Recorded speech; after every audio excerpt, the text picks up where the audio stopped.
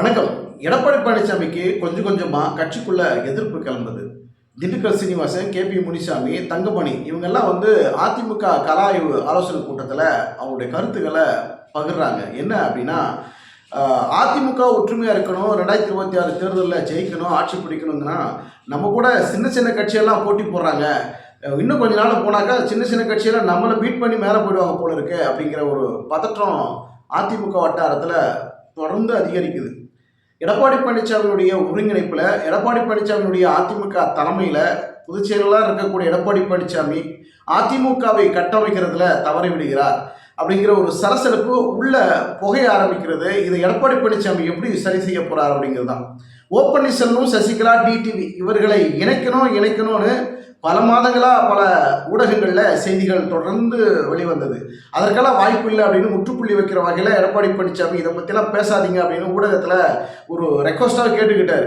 இதெல்லாம் பழைய கதைங்க, இந்த இணைக்கணுங்கிற வாய்ப்பே இல்லை, இதை விட்டுடுங்க அப்படின்னு தொடர்ந்து எடப்பாடி பழனிசாமி சொன்னதுனால அந்த விஷயம் இப்போ கொஞ்சம் அமைதியாக இருக்குது. ஆனால் தற்போது பார்த்தீங்கன்னாக்கா தமிழக வெற்றி கழகம் பார்த்தீங்கன்னா எடப்பாடி பழனிசாமி அதிமுகவுடன் கூட்டணி அப்படிங்கிற செய்தி உண்மைக்கு புறம்பானது அப்படின்னு ஒரு அறிக்கை விட்டுட்டார். இந்த சூழலில் எடப்பாடி பழனிசாமி எதிர்பார்த்த அந்த கூட்டணி அப்படிங்கிற எதிர்பார்த்த ஒரு விஷயம் ஒரு தவிடுபொடி ஆகிற மாதிரி, ஒரு கனவு சிதைக்கிற மாதிரி ஒரு விஷயமாக எடப்பாடி பழனிசாமிக்கு ஒரு இடியாக போய்விட்டது. அதிமுகவில் உள்ளே இருக்கக்கூடிய தங்கமணி, வேலுமணி, திண்டுக்கல் சீனிவாசன், கேபி முனிசாமி எல்லாம் இப்போ சின்ன சின்ன கட்சிகளாக நம்மளை கீழே தள்ளிட்டு மேலே போகக்கூடிய ஒரு சூழல் உருவாகிடுமோ அப்படிங்கிற அச்ச உணர்வு அதிமுகவுக்குள்ள வர ஆரம்பிச்சிருச்சு. இந்த சூழல் தொடர்ந்து அதிகரித்தால் அதிமுகவிற்கு மிகப்பெரிய பின்னடைவு ஏற்பட வாய்ப்பு இருக்குதுன்னு அவங்களுக்கே தெரியும். இந்த சூழலில் அதிமுக ஒன்றிணைக்கணும்னா ஏற்கனவே ஓபிஎஸ் சொல்லுவார், கொஞ்சம் பொறுத்திருங்க, அதற்கான கால சூழல் அமையும், பொறுத்திருந்து பாருங்க, நிச்சயமாக அந்த ஒன்றிணைக்காமல் விடமாட்டேன், தொண்டர்களை அதிமுக ஒன்றிணைத்து தொண்டர்கள் கையில் அந்த நிர்வாகத்தை கொடுக்குற அந்த காலம் விரைவில் வரும் அப்படின்னு ஓ பன்னீர்செல்வம் சொல்லிக்கிட்டே இருப்பார். அந்த ஒரு நேரம் இந்த தருணத்தில் விடுமோ, இந்த 2026 சட்டமன்ற தேர்தலுக்கு முன்பாக அதிமுகவை ஒன்றிணைக்கக்கூடிய முயற்சியில் பல வியூகங்கள் வகுப்பார்கள் அப்படிங்கிறது தான் நம்மளால் புரிந்து கொள்ள முடிகிறது. தற்போது எடப்பாடி பழனிசாமி தலைமையில் அதிமுக 20% ஓட்டு வங்கி இப்போ இருக்கிறது. 3 பேர், அதாவது ஓ பன்னீர்செல்வம், சசிகலா, டிடிவி இவர்களை இணைத்தால் கூட தென் மாவட்டங்களில் அவர்களுக்கு இருக்கக்கூடிய செல்வாக்கு, அவர்களுக்கு கூடிய ஓட்டு வங்கி ஒரு 10%, 12% இருக்கு. அப்படி கூட்டி பார்த்தா கூட இப்போ தற்போது அதிமுக 20%, அந்த 3 பேருடைய செல்வாக்கை வைத்து ஓட்டை நம்ம பார்த்தோம்னா கூட ஒரு 30-32% ஓட்டு வங்கி அதிமுகவுக்கு இருக்கு. இப்படி இருக்கிற பட்சத்தில் அதிமுகவை ஏன் ஒன்றிணைக்கக்கூடிய வாய்ப்புகளை ஏன் உருவாக்கக்கூடாது அப்படிங்கிற பேச்சு இனி வரும் காலங்களில், இனி ஓரிரு வாரங்கள் கூட அது ஒரு டாக் வரக்கூடிய வாய்ப்புகள் இருக்கிறது. பொறுத்திருந்து பார்க்கலாம். ஒரு காலத்தில் அதிமுக, அதாவது எம்ஜிஆர் காலத்திலும் சரி, ஜெயலலிதா அவர்கள் ஆட்சியில் இருந்த போதும் சரி, அதிமுகவை எதிர்நோக்கி தான் அதிமுக கூட்டணி வைக்கணும் தான் பல சிறிய கட்சிகள்லாம் வரும்.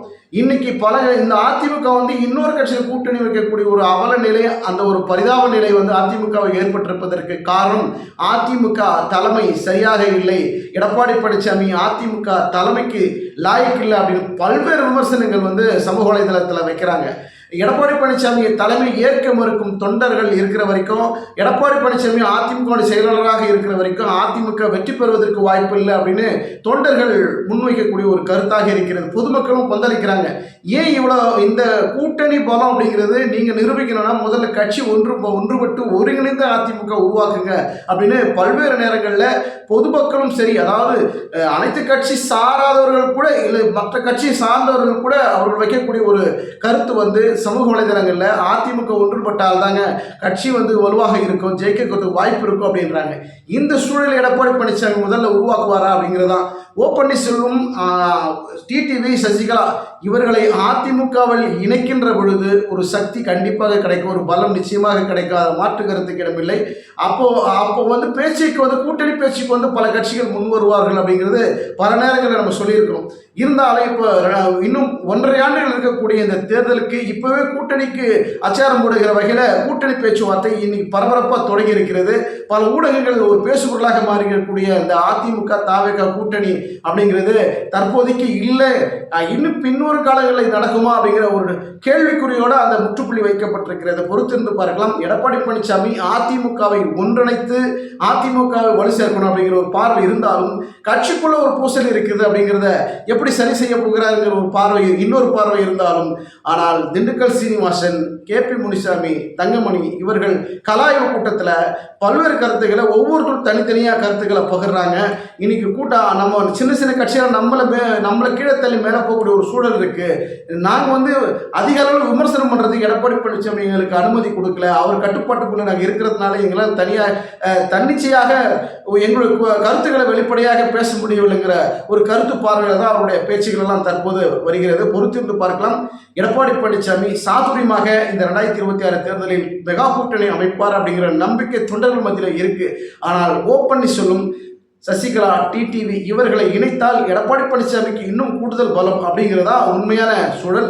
அதை இணைப்புக்கு வாய்ப்பில்லைன்னு சொல்லக்கூடிய எடப்பாடி பழனிசாமி தேர்தல் நெருங்கின நேரத்தில் நிச்சயமாக இணைப்பது தான் ஒரே வழி அப்படிங்கிறதா நம்மளால் புரிந்து கொள்ள முடிகிறது. பொறுத்திருந்து பார்க்கலாம்.